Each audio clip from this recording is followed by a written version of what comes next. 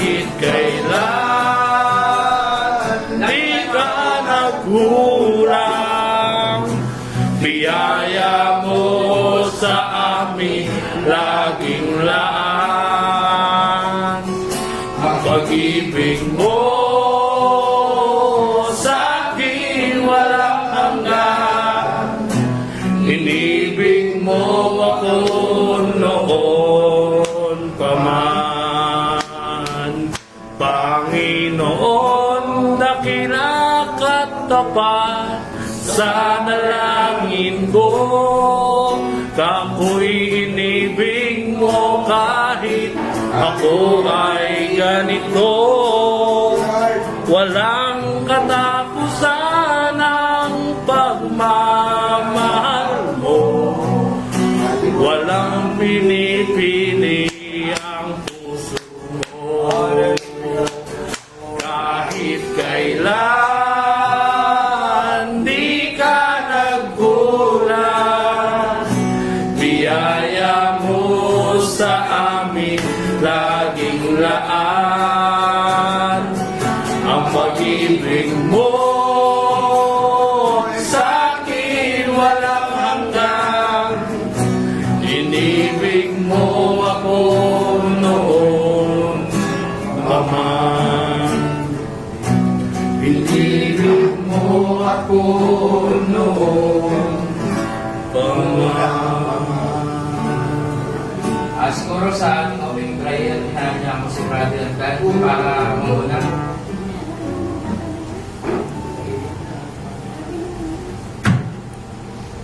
Tayo lahat ng masito kasama ang ating puso natin dito sa ating Diyos. Hallelujah. Hallelujah. Oh, hallelujah. O sana ang lahat. Tunay o Diyos na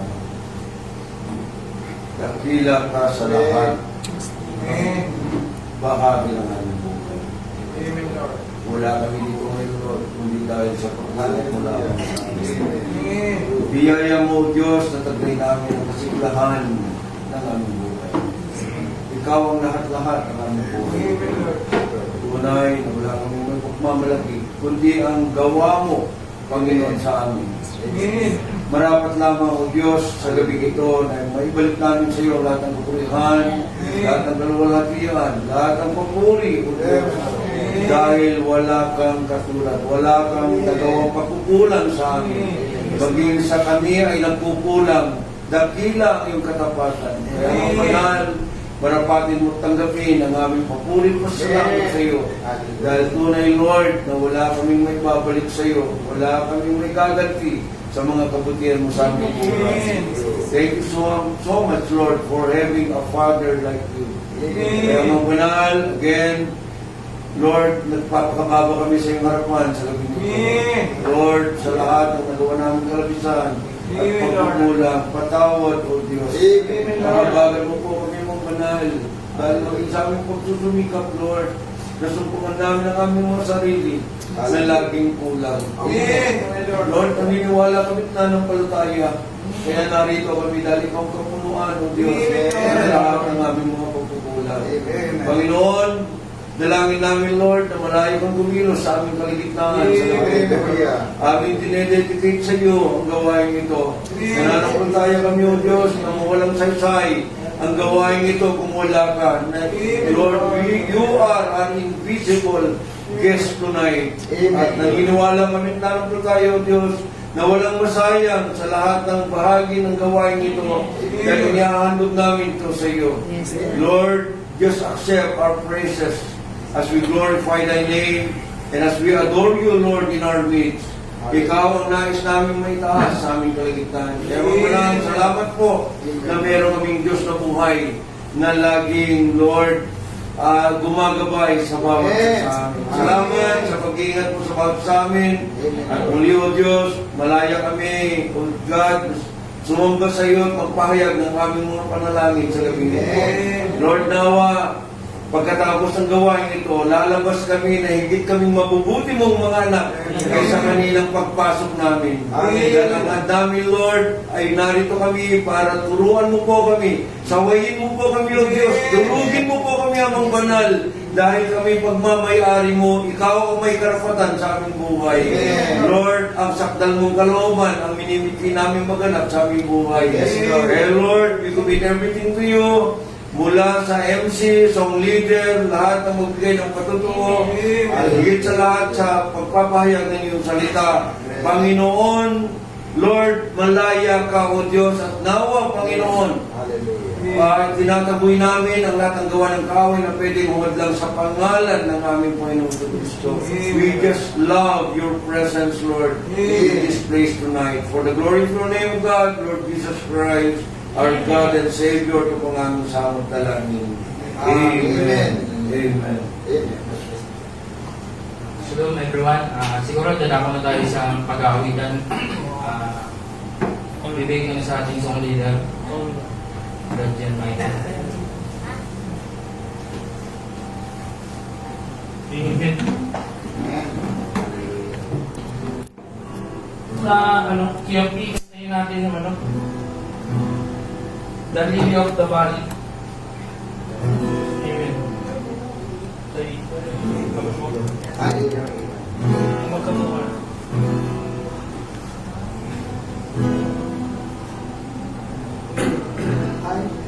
I have a friend in Jesus. He's everything to me. He's the fairest of 10,000 to my soul.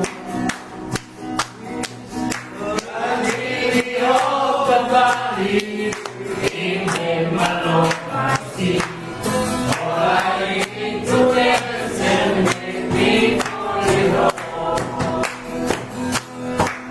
In sorrow He's my comfort, in trouble He's my stay. He tells me every care on Him I roll. Hallelujah, He's the lily of the valley, the bright and morning star. He's the fairest of 10,000 to my soul. Almighty has taken, and all my sorrows borne. In temptation is my strong and mighty tower. I have the Lord forsaken, and all my idols torn. From my heart, and now He gives me by His power. Though all the world forsake me, and Satan tempts me sore, to Jesus I shall sing till He reach my goal. Hallelujah, He's the lily of the valley, the bright and morning star. He's the fairest of 10,000 to my soul. He'll never leave me, nor yet forsake me here.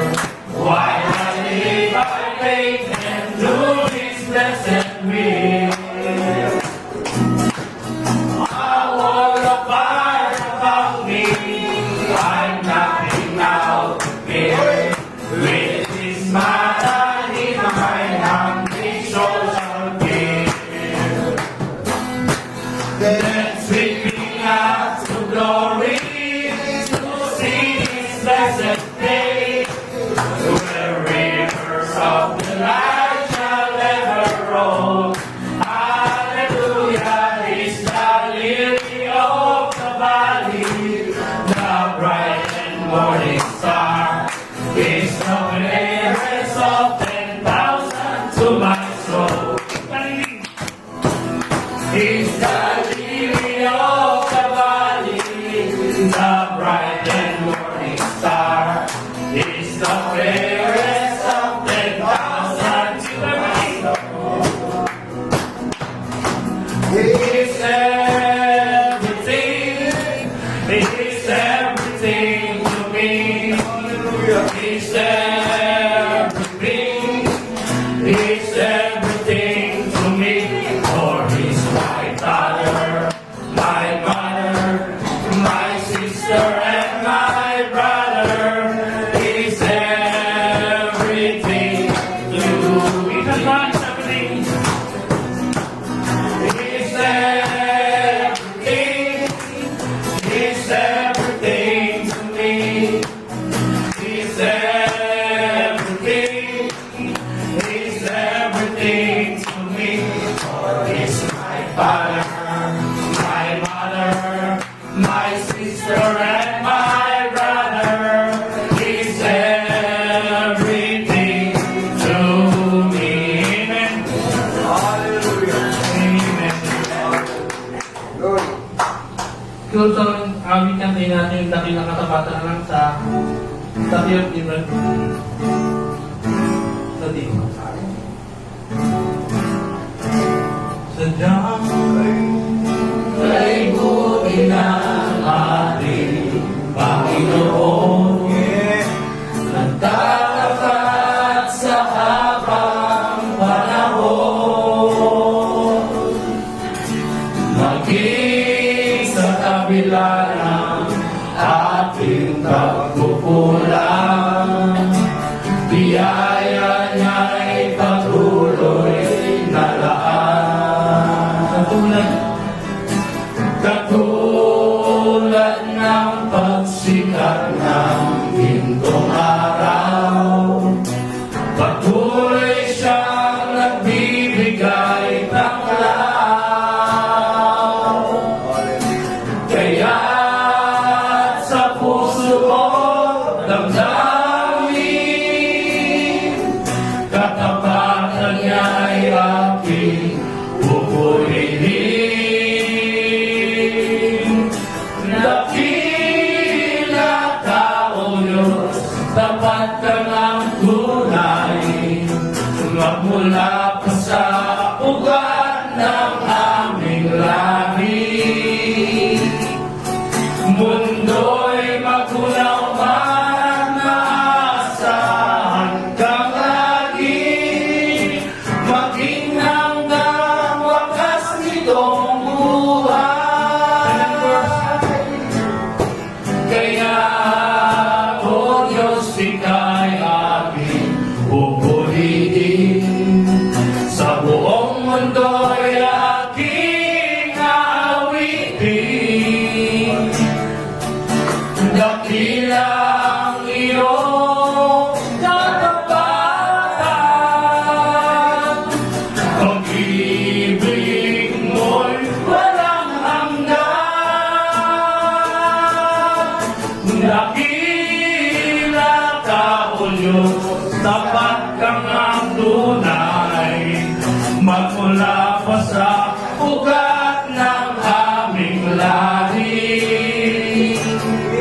Mundo'y magunaw man, maasahan kang lagi, maging hanggang wakas nitong buhay.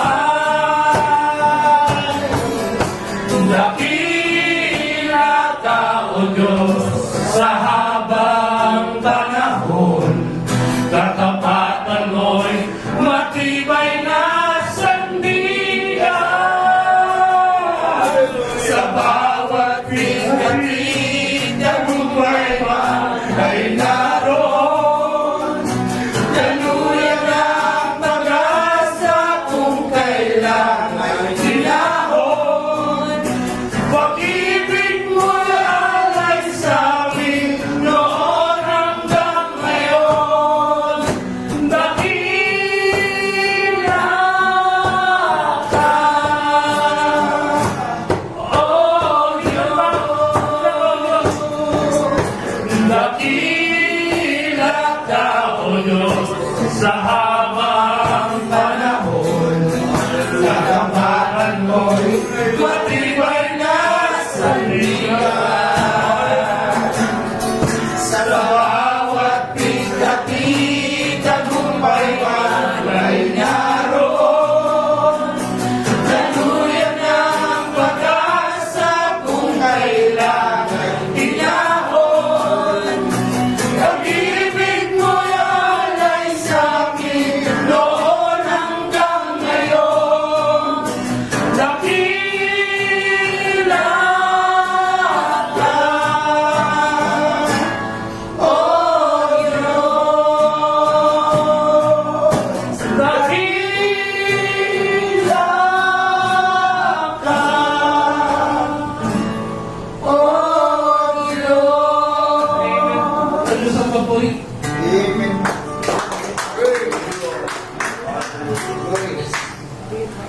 Dako naman tayo sa mga testimony at sa mga piling.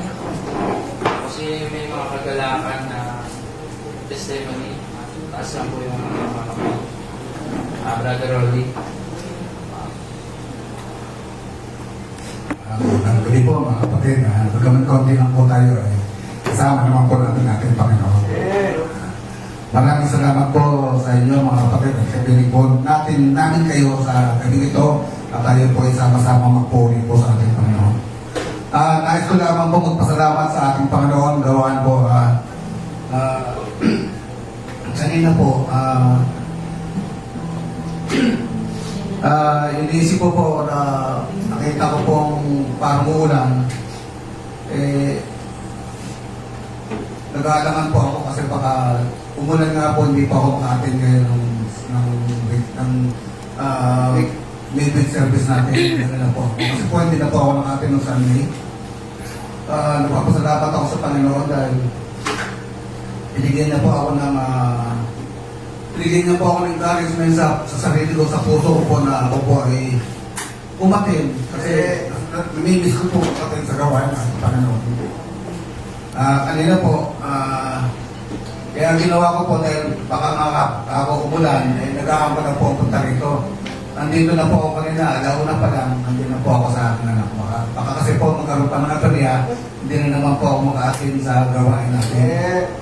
Kaya sinigat ko po makarating ng mas maaga at bukod pa roon nakita ko po yung ako ko at nakapitin ko po sa mixing oras. At nagpapasalamat ako at narito po ako ngayong gabi.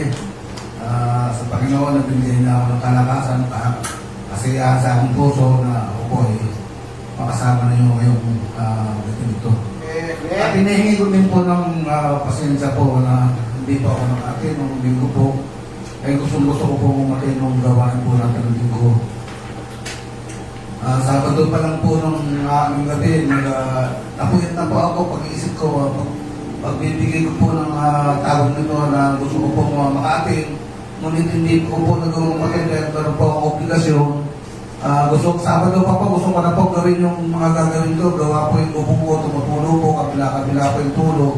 Tapos yung grill ko po, meron din tagas. Lumalaki yung bill ng mga nakaraan po, nagagdagan po ng 4,000 yung babayaran po sa bill. Hindi naman po ganun kalaki yung perang dumarating sa akin. Kaya pinili ko po na gawin ko po muna yung obligasyon ko sa aking sarili. Kasi po kung hindi ko po gagawin yun, ang problema po, makaka-attend po ako ng gawain natin sa ating Panginoon sa simbahan. Makakapag-init po tayo, makapagpunin tayo sa Panginoon, pag-uwi ko po. Nandun pa rin po yung problema ng dinadala ko po sa aking pamamahay. Kaya pag paunahin niyo po, hindi niyo po ako nakasama nung nakaraang linggo. Bagaman po, magpasalamat ako sa gabi ito. Binigyan niyo po akong pagkakataon, binigyan niyo po ako ng kainitan ng makasama ko po kayo sa gabi ito. Maraming salamat po sa ating Panginoon. Magandang gabi po sa ating lahat. Please, Rolly.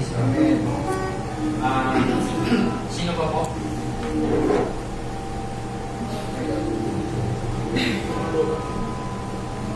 Siguro kung wala na, dadako na tayo sa pagbibigay.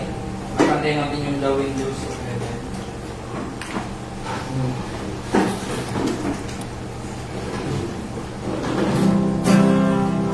The windows of heaven are open. The blessings are pouring in today. There's joy in my heart, for Jesus makes everything right. I give Him my whole other garment. He gave me a robe of pure white. I'm kissing today all the manna, and that's why I'm happy today. Siguro tinatawag ko si Brother Miguel para sa pananarami ng direction ng Kayo, wala na, wala Lord, sa salamat po sa inyo, Lord God, sa gabi ito. Kami, Lord God, ay habagan mo. Kami pinipuro sa iyong mga salita, Panginoon. Yes, Lord, salamat pag sa mga blessing, Lord, na aming tinamasan, Lord, sa masalamat kami. Lalo, Lord, kami mga hanap buhay, Lord, na Lord God, ay release mo. And Lord God, sa gabi ito, nilalapit namin sa iyo, Lord God, itong mga kasi mo sa iyo, Lord God, na i-bless mo, Lord God, ang bawat kamay na ginamit mo. Patuloy ka, Lord, mag-bless, Lord, sa aming mga anak buhay, Panginoon. Lord, ang pinakang Lord God, i-bless mo, Lord God, Lord, tulungan mo, Lord, tulungan mo, Lord God, kung paano, Lord God, magtapat sa iyo, Panginoon. Lord, kapagan mo kami sa kami ito, sa patuloy na gawain, Panginoon, patuloy ka ng minus, Panginoon, para kami pinagpala sa umpisa, hanggang sa matapos ay tulad mo na aming dalangin ito. Kaya ang langit ito, Lord God, ay lalapit sa iyo. Kami sa iyo, Lord God, kami pananampalataya. Ang pangalan ni Jesus Cristo. Amen. Siguro bago natin ibigay kay Brother Jerry, kantayin mo natin yung All is Well. All is well. All is well. We have heard the message alone, and all is well.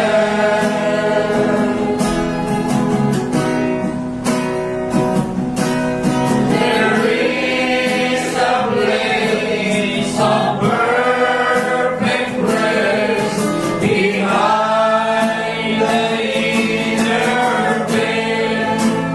So rest, little bride, rest, for all is well. Minsan pa. All is well. Jerry, All is well.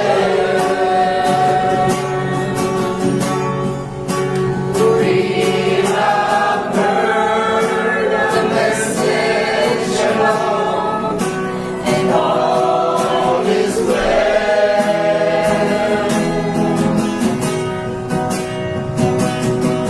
There is a place of perfect rest behind the inner veil. So rest, little bride, rest, for all is well.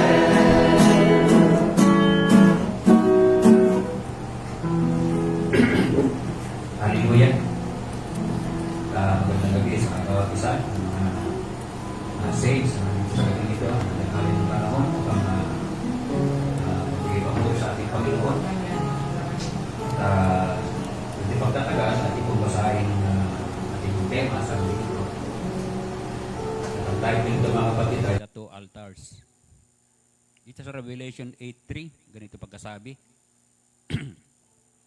And another angel came and stood at the altar, having a golden censer, and there was given unto him much incense, that he should offer it with the prayer of the saints, upon the golden altar which was before the throne. Dito sa Romans 8:34, ganito pagkasabi. Who is he that condemneth? It is Christ that died, rather that is risen again, who is even at the right hand of God, who also maketh intercession for us. Purihin ng Panginoon, tayo po yumuko mga kapatid, tayo po manalangin. Hallelujah. O dakilang Diyos, mapagpalang Ama, salamat Lord ng marami Panginoon sa gabing ito, sa pag-iingat mo sa aming Panginoon, sa maghapon. Tunay nandito kami, O God, upang kami Panginoon ay dumalo para sa gawain na ito, para sa gabi ng pananalangin. Maraming mga karaingan na nasa puso namin, Panginoon, sa gabing ito at naniniwala kami na ikaw ay nandiyan pa rin sa altar ng sacrifice na kung saan ay didinig sa mga panalangin sa gabi na ito. Amang banal, salamat po na maraming Panginoon at tugunin mo, Lord, ang lahat ng mga hinaing ng iyong mga anak, lahat ng mga bagay na kung saan ay kabigatan na nasa puso ng bawat isa. Naniniwala kami na ikaw ang siyang didinig sa lahat ng ito, Panginoon, na sa gabing ito, O Diyos, ang layunin namin na pagparito sa gawain na ito. Amang banal, salamat po na marami, Panginoon. Binabalik namin at ang kapurihan sa iyong banal at dagil ng pangalan sa pangalan ni Kristo Jesus. Amen.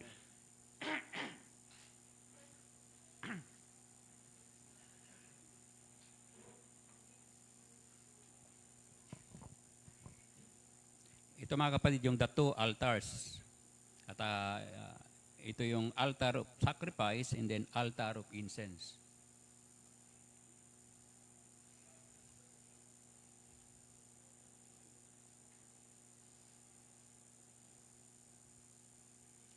Dapat makita natin itong dalawang ipinangaral ng prophet tungkol sa ano ba yung altar of incense at kung ano naman yung altar of sacrifice. Dito sa 44, yan. I-ano mo lang. 441. Sabi ng prophet,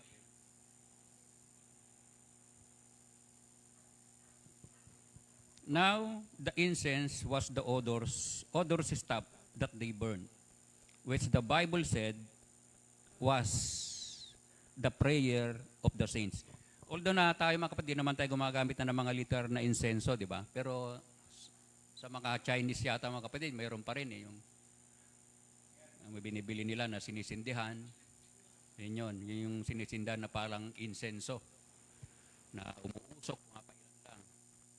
Pero nung time ng lumang tipan, ganoon din ang kanilang way. Pero sa time natin mga kapatid, ito na yung tinatawag na the prayers of the saints. So, wala nang mga literal na incenso na ginagamit tayo mga kapatid dahil naniniwala tayo. Pag sinabing saints, sa lumang tipan wala namang banal sa lumang tipan eh. 'Di ba? Kaya nga walang na perfect doon sa lumang tipan. Kaya nga hindi mo sila matatawag na saints. Although na tinatawag na Old Testament saints under ng literal na mga sacrifices, pero ang sabi ng Bible, hindi nila natanggap mga kapatid yung pangako. Pero dito mga kapatid, under the prayer of the saints, hindi na literal na hain, kundi si Kristo na mismo yung naging hain. At yung literal blood na pumatak doon sa krus ng Kalbaryo, sapat yun upang linisin tayo sa lahat ng ating mga kasalanan. At hindi na babalik kailanman yung dating marumi na nasa ating pagkatao, hindi na kailanman babalik kasi nilinis na ng kanyang banal na dugo. Hindi katulad dun sa lumang tipan, literal na hayop. Ngayon, magiging ang Diyos ay maabag sa kanila, susunod ng panahon, uulit na naman yung mga dating nagagawa nila. Pero pagdating sa atin, mga kapatid, na mga saints na nilinis ang kanyang banal na dugo, kaya tiyakin natin dito, pag sinabing saints, mga binanal. Hindi naging banal, kundi binanal, nilinis ng kanyang dugo. If there isn't no sacrifice on the altar, inilalagay nila dun sa altar yan eh. Then the prayer cannot be received. So tamang dako na paglalagyan kasi para nga sa mga prayer ng mga saints upang pakinggan ito. It's only by the blood on the sacrificial altar that let the prayers go through God. So ibig sabihin naka-specific siya mga kapatid, prayer of the saints. So yun lamang mga prayer na yun ng saints ang pinakikinggan ng Diyos. Kasi kung ikaw ay marumi, kahit anong prayer mo, hindi yan papakinggan ng Diyos. Ang pakikinggan lang, ito mga binanal ng Diyos. Tingnan natin mamaya mga kapatid. In the law, to trespass one commandment was to die without mercy. Ganyan yan sa lumang tipan ng mga kapatid. Pag nabayulit mo isang batas ng Diyos, ikaw ay mamamatay na walang habag. But being that you could have mercy, in the mercy seat is the altar which you kneel in ask for mercy. God forbid that we ever take it from our churches. Huwag namang mangyari mga kapatid na ito'y alisin sa ating mga churches. Anong ibig niya sabihin dito? Kapag yung salita niya ay hindi mo na, kumbaga, nirespeto, hindi mo na pinakinggan, hindi na tamang aral yung pinapangaral mo, yan ang time no, parang inaalis mo na sa iyong church na wag na bang mangyari. 'Di ba? Kasi yun ay naniniwala tayo yun ay isang matinding kasalanan na gagawin mo sa salita niya. Yung i-misinterpret mo, i-dislocate mo yung salita niya, 'di ba? Yan ang time na parang inaalis mo na mga kapatid yung altar diyan sa church na yan. The old-fashioned altar where men can kneel and call on God for mercy. Bakit tinawag niyang old-fashioned altar? Kasi ngayon mga kapatid, nasa modern age tayo, Parang ano na, no, mga kapatid, no, parang yung mga churches, pagdadala mo, parang hindi na sincere yung mga dumadalo. Doon naman sa Catholic, may literal din na altar. Ako nga dati, binunong Catholic ako, mga kapatid, may altar din kami sa bahay. Kumbaga, doon ka umaharap, nananalangin ka. Sa atin, sa mga churches, dito naniniwala tayo na tinatawag nating altar din yung, kaya nga minsan may altar call, di ba? Tinatawag natin dito sa harapan upang dalhin yung mga panalangin. Ano sabing ganon? And mercy is rich in flowing free from the blood of the Lord Jesus. Now, also that mercy seat. Kaya nga naniniwala tayo mga kapatid, doon sa mercy seat, nandun yung blood. Kaya nga naniniwala tayo mga kapatid, every time na tayo mananalangin, hindi basta nananalangin na kapatid, dapat yung may paghibik, may kasinsiruhang panalangin. Di ba? Ganyan yung old fashion na altar eh. Sinsirong panalangin. Kaya nga, buti ka, naibalik natin yung ganong pamamaraan, yung kneel, yung lumuhod. Kasi yan ang old fashion mga kapatid, na dapat ginagawa, di ba? Na dapat lumuhod para sa panalangin, kahit sa bahay. Kinakailangan lumuhod. Pasok ka sa kwarto mo, lumuhod ka. Nakaluhod ka talaga dapat. Kahit hanggang nakataas pa mga kamay mo, mga kapatid eh. Sinsirong panalangin. Hanggang sa mararamdaman mo, natutulo yung luha mo. Yan yung old fashion. Pero ngayon kaya, mga kapatid, parang yung mata, hindi na yata naranasang lumuha eh. Parang hindi sincere. Samantalang pagtignan mo yung mercy seat, bloody lamb. Bakit siya naging bloody? Hindi sa kanyang kasalanan, kundi sa kasalanan natin. Di ba? Pag ikaw alam mong saints ka na, malinis ka na, hindi na para sa'yo. Para na sa kapwa mo ngayon yun. Di ba? Kaya nga dito, hindi lang sa sarili natin eh. Para din sa mga kapwa natin. Yun ang tinutungo ng habag eh. Alam mo yun sa lumang tipan mga kapatid, yung panahon ni Moses, papatayin na yung bayan eh, kasi tigas ng ulo ng bayan. Pero Moses, umalis ka dyan. Talagang pupuksan niya yung bayan eh. Anong sabi ni Moses? Dinipan niya yung bayan. Hindi mababait yung dinipan niya. Mga kumakalaban nga sa kanya lahat eh. Pero ano sabi niya? Bago mo sila paslangin, Panginoon, ako muna. Ganyan din si Christ, di ba? Dinipaan niya lahat. Sana ganyan din tayo. Di ba? Walang pinipili ito. Good or bad, dapat dumipa tayo. Kaya tinawag tayong asin ng sanlibutan. Yung prayer natin ay asin. Pag sinabing prayer, yun ay asin. Ibig sabihin, Panginoon, kahit alam natin na ang panahon na malapit na eh. Panginoon, magbigay ka pa ng mercy. In the bloody lamb, ano sabi?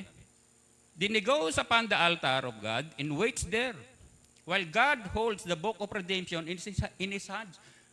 Still nasa altar pa rin. Yung sacrifice. Marami nagtuturo ngayon, parang rapture ay tapos na. Paano nangyari yun? Nandun pa nga siya sa altar na mamagitan sa atin. Di ba? At hawak niya yung book of redemption.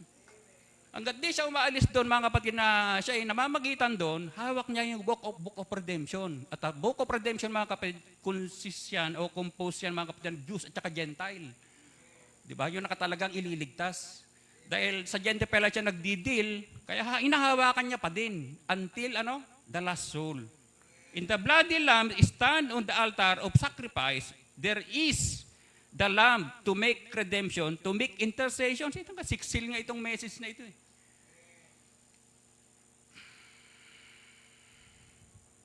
When God tore his son in two at Calvary, taking the body up for a sacrifice and sent the Spirit down to us.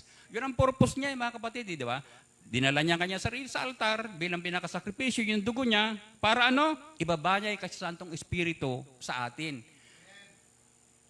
Kumbaga, in us, mananahan siya sa atin. Pero kinakailangan yung pananahanan niya, dadaan sa process. Kaya nga meron tayong, dadaan ka sa process ng justification, sanctification, and then baptism of the Holy Spirit. Doon kanya pananahanan, di ba? Jesus, that same God is unveiled tonight in the form of the Holy Ghost. Those two pieces has to come together. then you're part of the contract. Alam niyo ba, bahagi tayo ng kontrata. Kalimitan nyo mag-asawa, kapag pipirma kayo ng contract, do sa marriage contract, natural. Groom and bride yan. Diba? Kabahagi ka sa contract. Kasi hindi mabubuo mga kapatid Kristo kung wala tayong bride.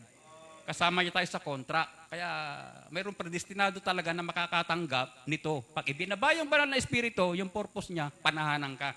Ibig sabihin, ikaw yung kakontrata niya. God did this to be better known to man when He made Himself man. Yun ang kanyang purpose ng kanyang pagkakatawang tao. Diba? Kaya nga tinawag natin siyang kinsman redeemer. Diba? Kauri ng tao. Kaya kailangan niyang, ang tao ililigtas niya eh. Kinakailangan maging kauri din ng tao. Kaya siya nagkatawang tao. When Jesus incarnates Himself in His people, siyempre pag klinin mo ito, siyempre si Lord Jesus nag-incarnate sa akin. Dapat, ano sabi niya? The very life that was in Christ is in the person. Sa mabigat itong quote, di ba? Kaya pag klinin mo na si Lord Jesus ay nasa iyo in the form ng Holy Spirit, nasa akin ng Holy Spirit. Pero yung buhay niya naman, makita mo yung malayo naman, parang hindi yata totoo yung confession ng tao. When you say, hear people say, they got the Holy Ghost and deny His word, yan ay mabigat. O, di ba? Kapag mga denomination ang kausap mo, ba't may Holy Ghost? Siyempre, i-claim niya na may Holy Ghost siya. Pero pag isinare mo sa kanya, yung mga ibang portion na inaayawan nila sa Biblia, ayaw mo naman tanggapin kabuuan ng salita, paano nagkaroon ka ng Holy Ghost? Anong sabi dito? There is something wrong. The Holy Ghost wrote that word. Yung salitang mismo niya na yung Holy Ghost din eh. In letter form. Kaya pag deny mo yan, hindi mo tinanggap, hindi mo rin tinanggap ang banal na espiritu. Walang nanaan sa'yo. And Jesus said this, if a man has my spirit in him, he'll do my works. Kaya nga pag sinabi mo nga Holy Spirit ay nasa iyo, yung mga sakripisyo na ginawa na siya nandito sa lupa, dapat gawin mo din. Di ba? Na walang murmuring. Ang bawat gampanin na ginagawa natin mga kapatid ay sakripisyo yan. Di ba? Ginagawa mo yan dahil mismong espiritu niya ang nasa iyo. Gagawin mo rin kung anong ginawa na siya nandito sa lupa. Pinagpapatuloy mo lang yung gawa niya. The work that I do, you shall do also. Now, that's people that raise their hand. They believe it. The altar is standing full of children. They're all over, everywhere. You don't necessarily have to have the altar. Your heart is the altar. Your heart is where God comes. So, ibig sabihin pala mga pag sinabi nating altar, hindi mo na kailangan gumawa pa ng altar. Kasi yung gusto niyang altar, ay ano? Yung puso natin. Di ba? Yun ang gusto niyang panahanan. Kasi pag yung banal na espiritu nasa puso mo, yan ang gagawa naman, yung gawa niya, mga kapatid, na hindi niya natapos nung time nandito siya sa lupa. Kasi gagawin niya yung altar. Pag sinabing altar yan, mga kapatid, yan ay parang mamamagitan din sa tao. Di ba? Yung mga prayer mo, kaya nga, hindi tayo naniniwala sa prayer na nangkukondem ng tao eh. Meron bang prayer na, di ba, sa Catholic, ganun yun eh. Meron yun eh, yung susumpa nila yung tao. Di ba, kukunin nila yung kandila. Pagtuturik kita ng kandila doon, yung galit ba? Meron bang, kaya nga pag ikaw may ano ka, may nag-grieve ka, may nakaaway ka, sa tingin mo makakapag-pray ka? Di ba? Hindi ka makakapag-pray. Hindi mo kakayanin mag-pray. Di ba? Kahit nga, lahat tayo, yung may mga asawa sa atin. Subukan mong tong araw na ito, nagtalo kayo. Matinding pagtatalo nyo. Sa tingin nyo, makakapag-pray kayo? Unless na naayos nyo sa gabing yan. Pero kung hindi nyo naayos yan, sa tingin nyo, makakaluhod kayo? Hindi, ano lang to, talagang ano lang to, usapang ano lang to. Totoo naman talaga yan, di ba? Real talk lang yan. Dahil yan, guilty naman tayo lahat yan. Naranasan natin lahat yan, mga kapatid. Mahirap manalangin na may tampo sa bawat isa. Ako nga minsan, di na rin nakakapag-pray dahil minsan, siyempre, tampuhan, mabigat eh. Di ba? Hindi mo kayang umanos. Now, what is a man? He's a triune being, body, soul, and spirit. How many knows that? What's God's approach? What is His heart? You remember my message. God chose a man's heart for His control tower. The devil chose his head for his control tower. Kaya nga mga friend, di ako masyadong believe sa masalita eh. Yung sobrang daming dunong na sinasabi niya. Di ba? Pero mamaya makikita mo yung puso niya. Mamaya sa mga quote makikita natin.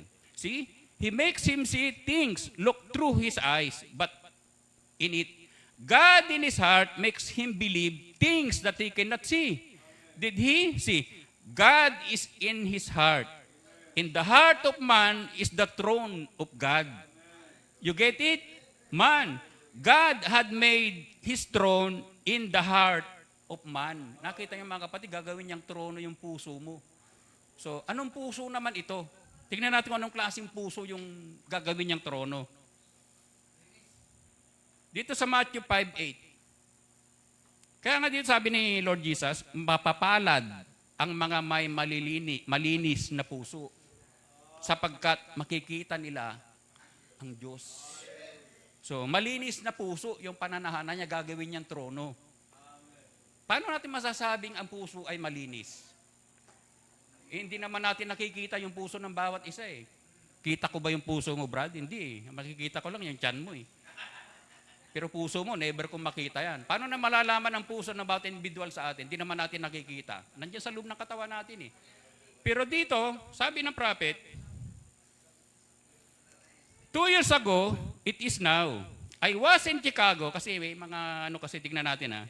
In a great big headlines in the paper said, Science has found, listen to this, science has found in the human heart, there's little compartment that doesn't even have a blood cell in it. It isn't in the animal, it's only in the human. In this say, so, then a man does think from his heart, God was right. Dati kasi mga siyensya, di sila naniniwala na ang puso ng tao, mga kapatid, ay nag-iisip. Pero ngayon, napatunayan nila, doon pala mga kapatid, sa puso ng tao, mayroon pa ng little compartment. Di ba? May little compartment na kung saan ay ano? Diyan, mga kapatid, ginawa ng Diyos yan na tirahan.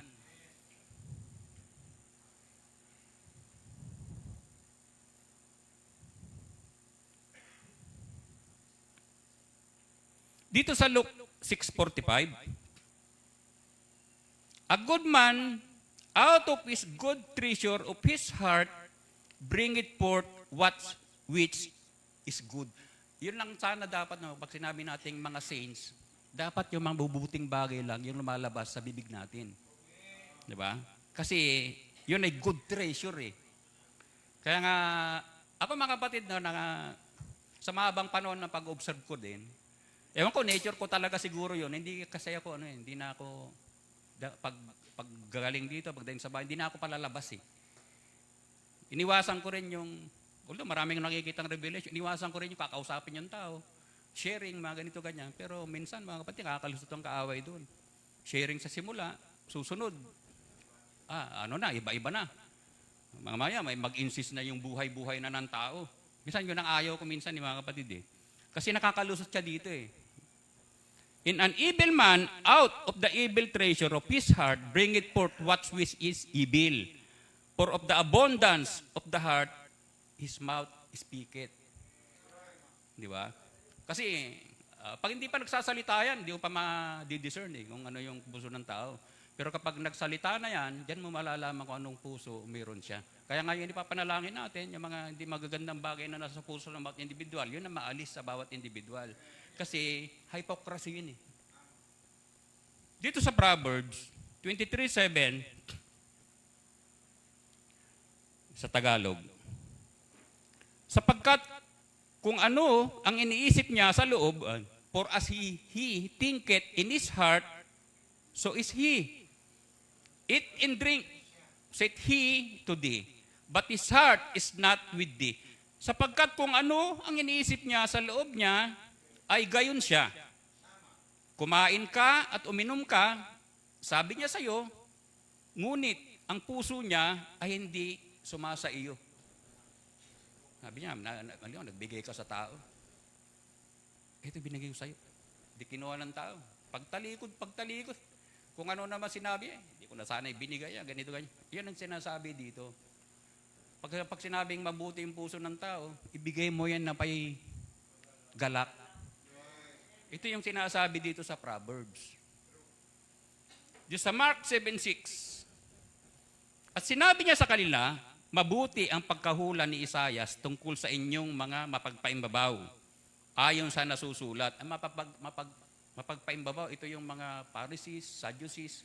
Di ba? Pharisees, sabi nga ng prophet, means actor. Mga parang umaakto lang sa isang bagay na hindi naman siya ganon. Ang bayang ito ay ginagalang ako ng kanyang mga labi, datapwat ang kanilang puso ay malayo sa akin. Nakita niyo mga kapatid noon, grabe, ang titindi na mga sinasabi ng isang tao. Pero yung puso niya ay malayo sa akin. Bakit sinasabi ni Lord ito? Diba? Kahit marami kang mabuting pinagsasabi. Pati minsan yung mga nagagawa mo, pinagsasabi mo na rin.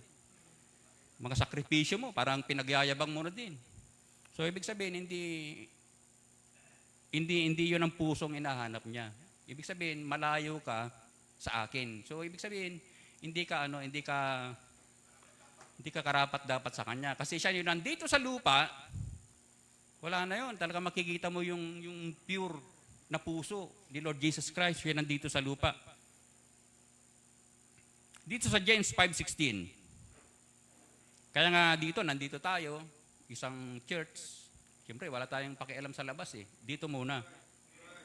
Sabi sa James, mangagpahayagan nga kayo sa isa't isa ng inyong mga kasalanan. So, ibig sabihin, meron tayong sins. Hindi unbelief ito, mga kapatid. Sabihin na hindi unbelief. Maaaring sabihin na natin mistakes, sins. At ipakanalangin ng isa't isa ang iba upang kayo'y magsigaling. So, hindi lang naman literal na na sakit. Sometimes, mayroon ding spiritual na sakit upang tayo ay magsigaling. Minsan yung mga nagagawa natin, minsan mga bunga yan ang gagaling sa bibig natin, di ba? Na hindi natin namamalay-malayan. Ano na pala, hindi na pala nararapat na lumilitaw, na binibitawan ng ating mga labi. So, ibig sabihin, nakakaroon tayo ng sakit. Dapat tayong linisin. Ano lang ang sinabi dito? Para tayo magsigaling, malaki ang nagagawa ng maningas na panalangin ng taong matuwid. Naniniwala ako na may mga taong matuwid dito. Di ba? Kaya naniniwala sa mga panalangin yan, yung mga weak. Mapapakinggan. Dito sa Romans 8:26. At gayon din naman, ng Espiritu ay tumutulong sa ating kahinaan. So maraming mga kahinaan na nakikita sa atin. Sapagkat hindi tayo marunong manalangin ng nararapat. So kahit pa siguro gaano ka kagaling manalangin. Sabi nga ni Paul hindi tayo, ano sabi niya? Hindi tayo marunong manalangin ng nararapat. Ngunit ang Espiritu rin ang namamagitan dahil sa ating mga hibik na hindi maisa-isay sa pananalita. Kapag nakita niya yung hibik mo, siguro kahit na yung sinasalita mo, hindi na akmad, pero alam ng Diyos ang puso mo. Discern ka na niya, alam niya yung laman. Diba? So alam niya yung ibig mong sabihin. Pero hindi mo maisa-isay sa pananalita. Tutulungan tayo niya di ba? It depends kung ikaw ay sincere na nanalangin. Kaya nga, kapag ganyan yung mga tao, mga kapatid, yan sa mga binasa natin, mga kapatid, pag yan namatay yung tao na yan, kaya hindi naman ako naniniwala, pag tapos na yung panahon niya rito, na nagsakripisyo na siya, sa pananalangin, sa lahat, alangan ba sa 6th dimension, mananalangin pa rin siya ron. Kaya nga, minsan, hindi tayo naniniwala sa turo ng, ng purgatory. Kasi, para bang, Ginoong Maria, ipanalangin mo kayong makasalanan. Yung mga santo na yung ginagawa ng manalangin para sa atin, hindi. Di ba? Kaya pag, tayo, mga saints, nanalangin dito, pag namatay ka, 6th dimension, rest ka na.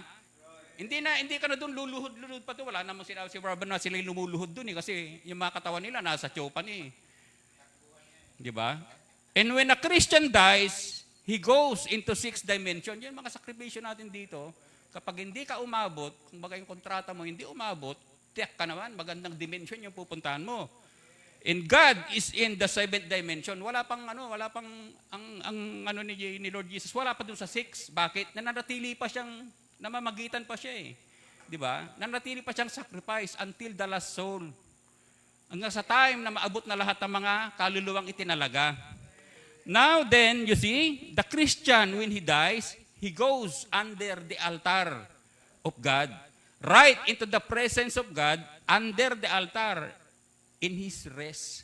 So, ibig sabihin, under the altar, so mas mataas mga kapatid, yung altar of God, kasi yun ay 7th dimension.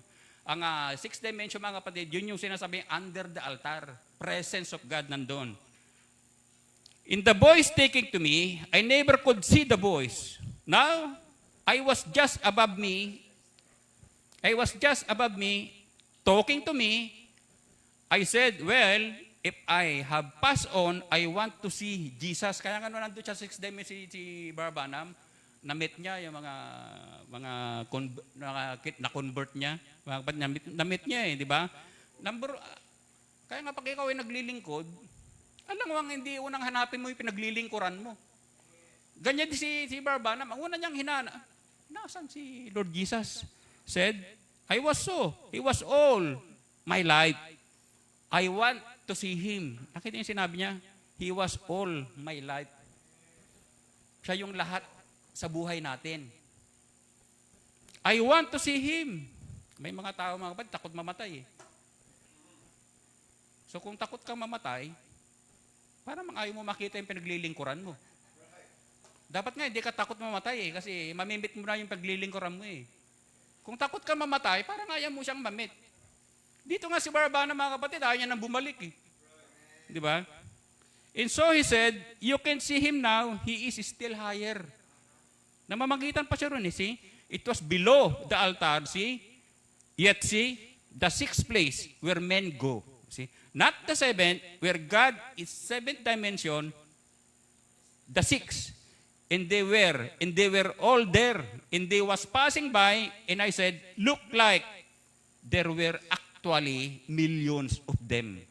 I never seen them, and when I sat there, their men still running by, hugging me, calling me brother, and I sat there. And then the voice said, you'll be gathered to your people like Jacob was gathered to his people. I said, all these my people, are all these Branhams? He said, no, they are your converts to Christ. Napakaraming converts si Barbanam, no? Actually, maniwala ba tayo na tayo rin ay convert kay Barbanam? Kapag hindi ka naniwala sa message ni Barbanam, hindi ka converted. Hindi ka tutungo sa dako niya kasi mga namit niya, yung mga naniwala sa turo niya. Kaya kapag hindi ka naniwala sa turo niya, hindi ka na-convert niya. Di ba? Siya ang kinamit eh sa age na ito, sa bride age. 2 Corinthians 5:17, therefore, if any man be in Christ, he is a new creature. All things are passed away. Behold, things are become new. Tignan natin dito He is a new creature. Just like you are a new creature. No said, you are a new creation, amen? A new creation in the same old temple. So, ibig sabihin, may nangyari sa puso. Yun ang sinasabing new creature. Kasi ang puso natin ay na-change. Pero the same old temple. Ibig sabihin, nasa body ka pa rin, yung puso mo ay na-change. So, ibig sabihin, new creation sa loob in the same old temple.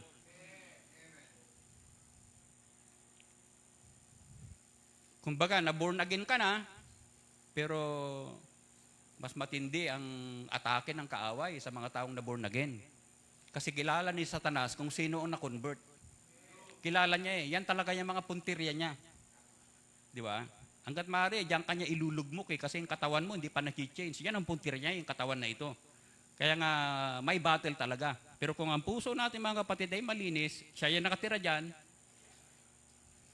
kumbaga kung paano yung mga saints, doon sa early saints ay nakaligtas, ganon din tayo.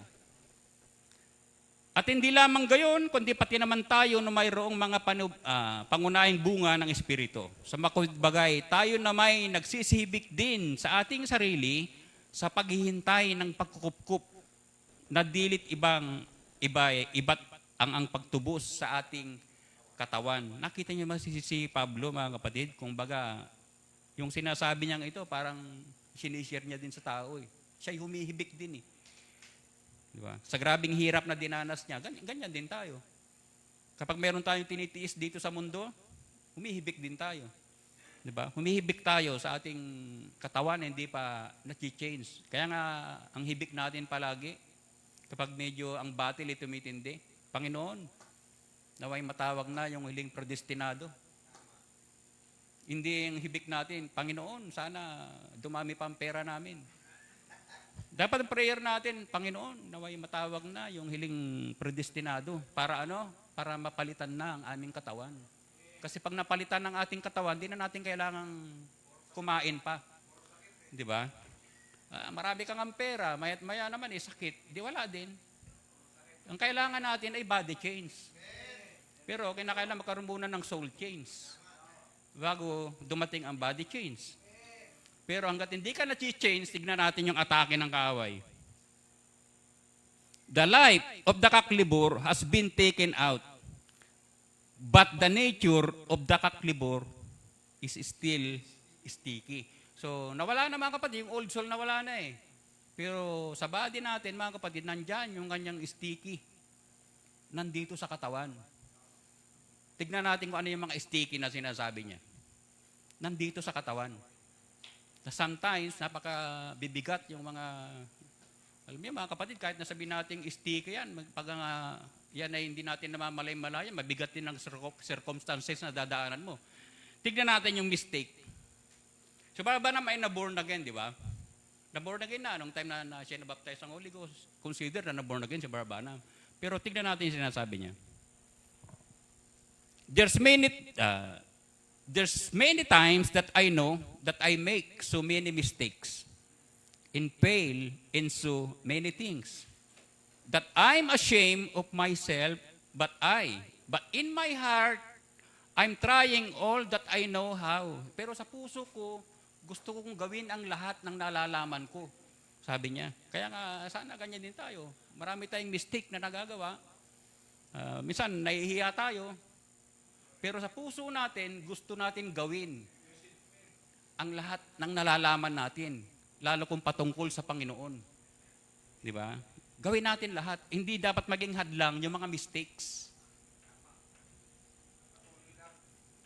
Ito yung matinding mistake na nagawa ni Barbara. But listen to my mistakes.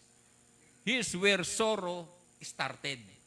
Siguro wala yung mistake siguro ni Barbara, hindi siguro matatapatan yung mga mistake na nagagawa natin. Tingnan yung mistake niya, nagawa niya. Hindi mistake, pagkakamali niya, nagkamali siya eh.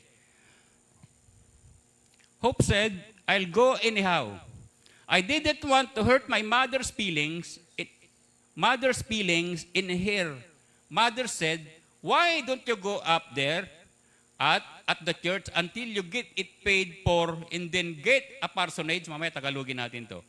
And act like somebody's got some sense in the stead of traveling. Dito mga kapatid, yung biyanan ni Barbana, mga kapatid dito tinutuligsa niya yung plano ni Barbanam. Kasi yung gusto ni Barbanam ay humayo na. Kasi iba yung belief ni Barbanam, iba naman yung belief ng biyanan niya. Yung biyanan niya kasi ay baptist. Si Barbanam naman mga kapatid ay dating baptist, umalis siya dyan. Pero first time na na-meet niya itong mga Pentecostals, first time kasi dati siyang baptist, na-meet niya yung mga Pentecostals, tinawag niya yung mga Pentecostals na cream of the crop.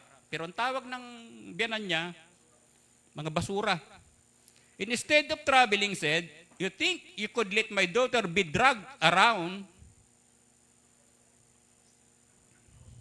across the country? So, ibig sabihin, iniisip mo ba na gagawin mo yung aking asawa na para bang gamot sa buong bansa? Parang pinakagamot.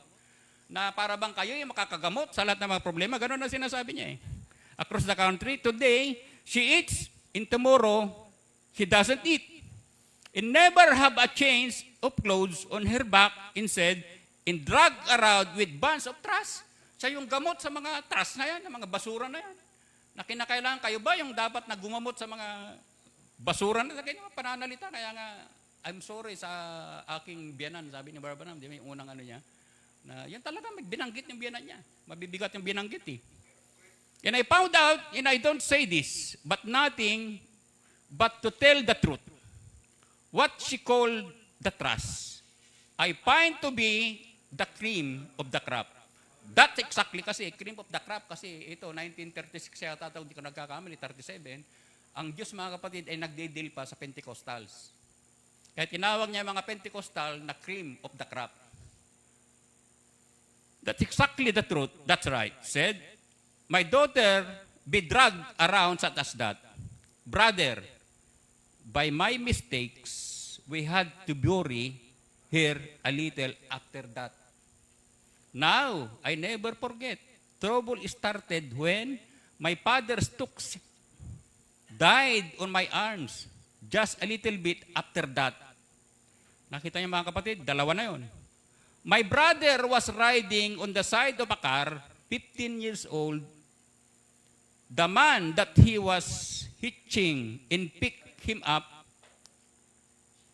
hitchhiking and picked him up, was drinking, hit by his head upside of a post, yung ulo niya mga kapatid, umano sa poste. Diba? Broke his neck, turned his liver over, and he died in my other brother's arms. And I was standing in the platform, nakita ito mabigat to, I was standing in the platform preaching when it happened. Nagpipreach siya nung nangyari yun. Gano'n kabigat yun mga kapatid? Nangangaral ka, tapos makikita mo yung mga mahal mo sa buhay. They come and told me, nakita niyo mga kapatid, they come and told me there, I tell you, the way of a transgressor's hard. Don't pay any attention to what anybody in the world tells you. Kaya mula ngayon, huwag kayong makikinig, ano man ang sabihin ng mundo sa atin, na maging cause para talikuran mo ito. Kasi kapag ginawa mo yan, itong mga nangyari sa buhay ni Barbanam, yun yung kabayaran. Mistake ka, pero ang bigat yun. Mga tinawag niyang mistake. Dito sa Mark, at sa kanyang sinabi, Aba, may pangyayari sa iyo ang lahat ng mga bagay. Ilayo mo sa akin ang sarong ito. Gayunmay, hindi ang ayon sa ibig ko, kundi ayon sa iyong ibig. Ito yung mga kapatid, si Jesus Christ, nasa, patungon niya sa, sa Gethsemane. Kumbaga, kung ito ba'y mag-aakba siya na isang manunubos, o kasi nasa laman siya eh. Before mangyari yan, may vision na mga kapatid na yung tinik nasa ulo niya. Siyempre, bilang nasa laman, kaya nga sabi niya, ilayo mo, ilayo mo sa akin ang sarong ito. Gayunmay, hindi ayon sa aking ibig ko, kundi ayon sa ibig mo. Nakita niyo mga kapatid? Alam niyo kung bakit niya nasasabi ito? Dahil sa prayer. Kaya tinuro niya nga sa atin ito, titingnan niyo. At siya'y lumapit at naratnang sila'y nangatutulog. Sinabi niya kasi sila, manalangin kayo. Para yung tukso hindi dumating. Natutulog. At sinabi kay Pedro, Simon, natutulog ka baga? Hindi ka na makapagpuyat ng isang oras? Biro mo, inaano siya sila na manalangin ng isang oras. So, ibig sabihin, baka madaling araw na ito, magpupuyat eh. Pero ba naman magpupuyat ng alas 7, alas 8? Natural, baka madaling araw na ito kasi inikahit niya na sila'y mangagpuyat eh. Kayo'y mangagpuyat at magsipanalangin upang wag kayong magsipasok sa tukso. Diba? Kaya nga ito, in-encourage tayo ni Lord Jesus dito. Mabigat ang mabigat yung ating laban dito, mga kapatid. Kumbaga, para hindi tayo magsipasok, itinuro niya sa atin yung panalangin. Na hanggat maaari nga sana, sabi din, mangagpuyat. So, ibig sabihin, mas powerful yata pag madaling araw. Di ba, Brad? Meron bang nagigising sa atin dito ng mga alas 2, alas 3 para manalangin? Tahimik kasi na oras yun eh. Tahimik na. Kaya pag ikaw ay nagising na mga ganong oras, huwag mong itutunayan. Parang nalimpungatan. Hindi. Baka hinihikayat ka na manalangin. Di ba? Mangagpuyat sa isang oras nga yung sinasabi din at maaari kung kaya natin. At ako, guilty ako dito. Hindi ko nagagawa ito malimit. Kayo yung magpuyat ang magsipan lang. Ito yung battle ay matindi. Para ano? Para hindi magsipasok sa tukso. Ang espiritu sa katotohanan ay may ibig, datapwat mahina ang laman. Kaya tignan nyo yung mga hindi nanalangin yung mga tulog. Si Pedro kasama dyan. Kaya nung time na nahuhuliin na sila, anong sabi kay Peter? Kasama ka niya, di ba? Ay, hindi. O, nakita niya? Di ba? Ito, pag hindi ka prayerful, baka pag inalok ka ng tagalabas, paunlakan mo ka agad. Di ba? Pag tinukso ka ng tagalabas, baka sunggaban mo agad. Dahil sa kawalan ng panalangin. Pero kung prayerful ka, kaya mong labanan yan anumang tukso ng sanlibutan. Bakit? Kasi dahil sa prayer, ito'y tinuro ni Lord Jesus eh. Di ba? Pero may hina yung kanilang mga laman eh. Hinayaan na lang sila na natulog. Si Lord ang nanalangin nila magdamag, mga kapatid. Kahit dumating, di ba? 2 dogs. Somebody told me, he had one time, was converted, received the Holy Ghost. And he said to him, how are you getting along? And he said, pretty good and pretty bad. He said, well, how you do mean pretty bad and pretty good?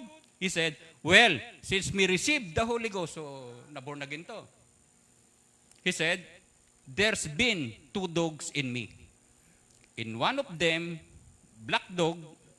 In one of them, white dog. And said, they argue all the time. Said, they argue all the time. Said, they growl and fight at one another. And said, the white dog wants me to do good. The black dog wants me to do bad. Anong kaibahan noon, mga kapatid, yung binasa natin kanina? Dahil yung black dog, mga kapatid, ay pinaburan, natulog sila. Di ba? Inutusan silang manalangin, natulog, pinaburan yung laman. Said, well, Chip, which one of them wins the fight? Said, that depends of which one Chip feeds the most. So I think that's a good answer here. See? There just depends on wiring of the body that's in you. It depends of which one of you cater to. Which nature you cater to. The carnal nature after the things of the world, ito may carnal pa tayo sa flesh eh. Di ba? Ito, bahagi pa rin ng mundo eh. Or the spiritual nature after the things of God, nasa soul. Di ba? Born again ka na eh, new soul ka. Pero ang katawan mo, hindi pa na-change. That does it. Di ba? Kaya nga, sometimes, tignan natin, baka napapaboran natin maigi to. Kalimitan, pagka sobrang daming pera natin, wala na to. Hindi na, yung spiritual side natin, hindi naman saan gumagana na. Kasi, marami ng di ba? Marami na tayong, kayang-kaya na nating supplyan lahat eh.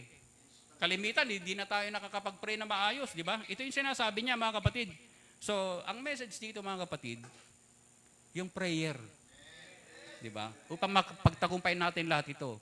Di ba? Para yung mga samang bagay na nasa puso natin, through prayer, maalis. Di ba? Yung mga bagay na nasambit natin na hindi tama, through prayer, patawarin tayo ng Panginoon. Yun ang pinakaano nitong mga bagay nito kasi tayo ay subject pa rin to commit mistakes. So marami tayong mistakes. Iwan ko tayong magsabi na wala tayong mistakes. Lahat tayo nagkakamali. Di ba? Kahit preacher, lahat yan nagkakamali. Lahat tayo.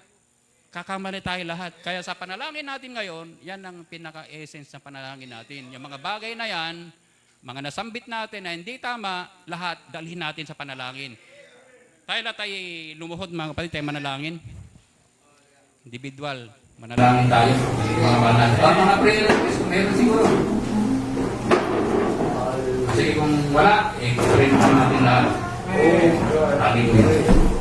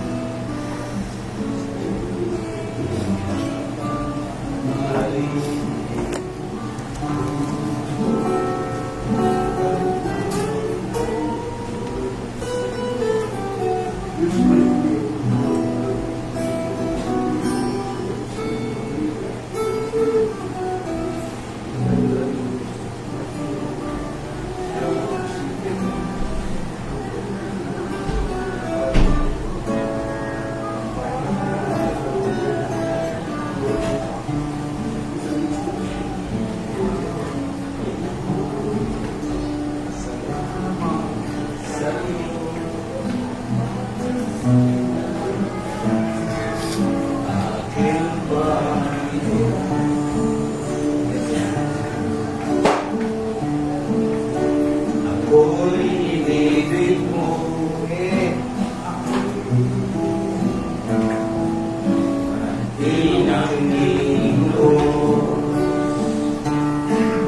ang tanging alay ko sa'yo, aking Ama, ay buong buhay ko, puso at kaluluwa.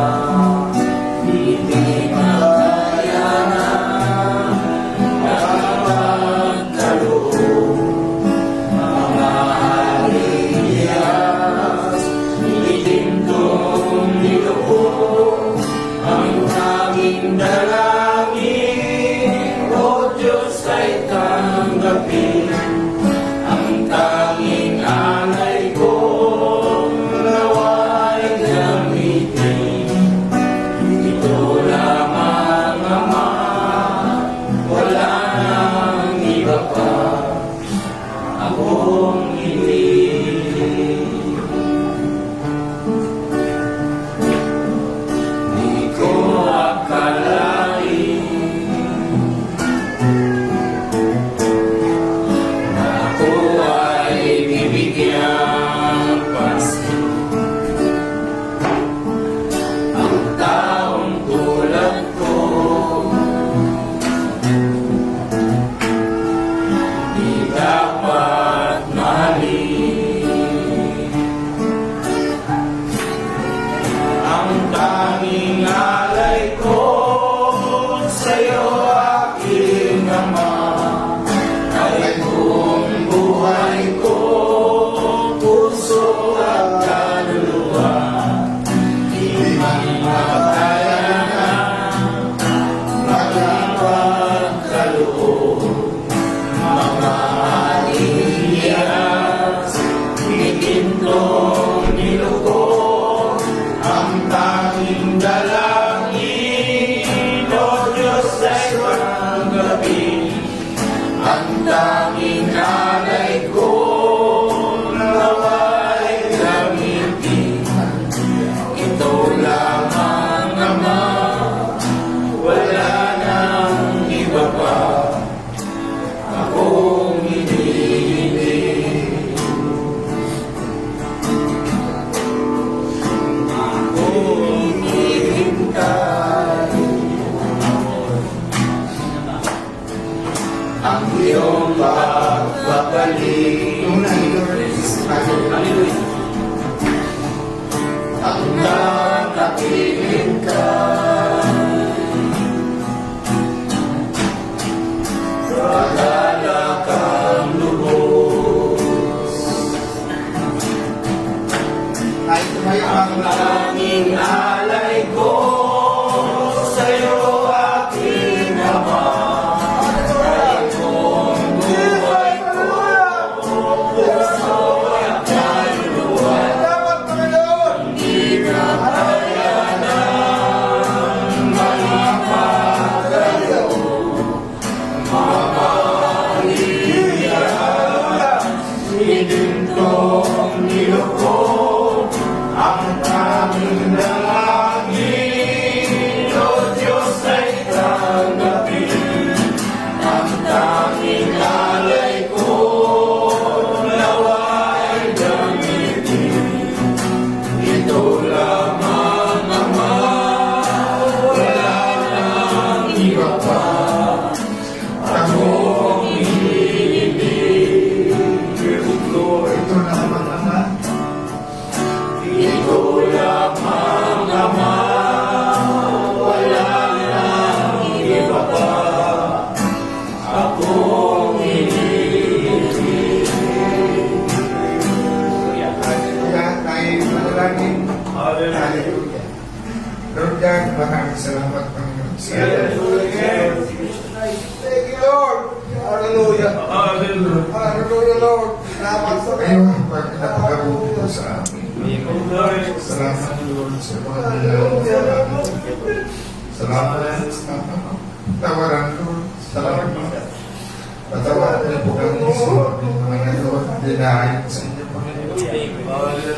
Dalangin natin sa Lord. Muli, aming lahat ng kahilingan sa gabi ito. Kasusunod sa iyo na napatulog yan. Tulungan niyo po kami na magapamuhay, Panginoon, ng nabusay sa atin. Hindi kayo makapinigay ng efforts. Hallelujah. Hallelujah.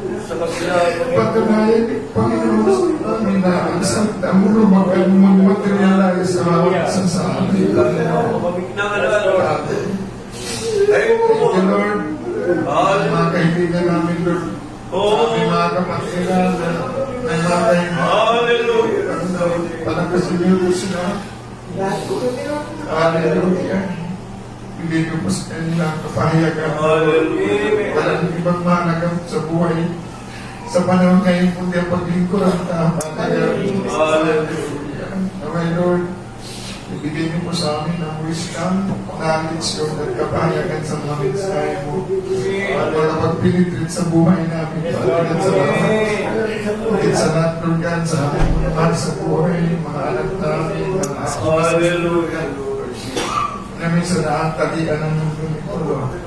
Dalangin namin sa inyo, sana, Lord, kung paano mo ginawa sa mga nagnesistirahan natin, Lord. Kaya mo na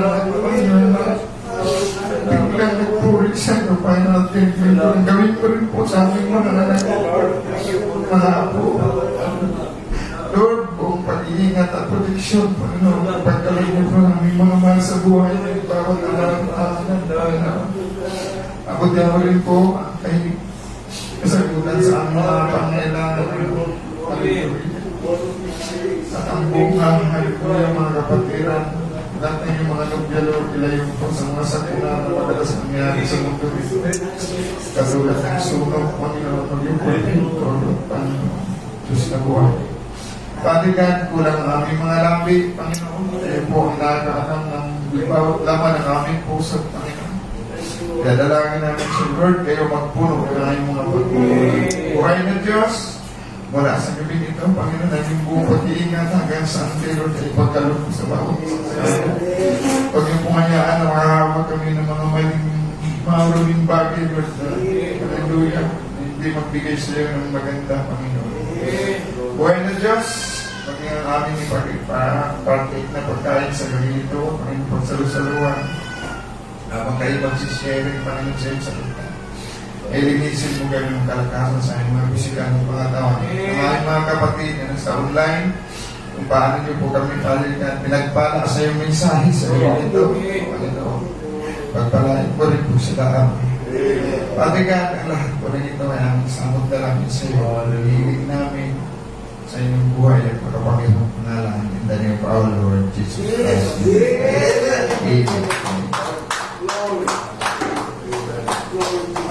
Amen.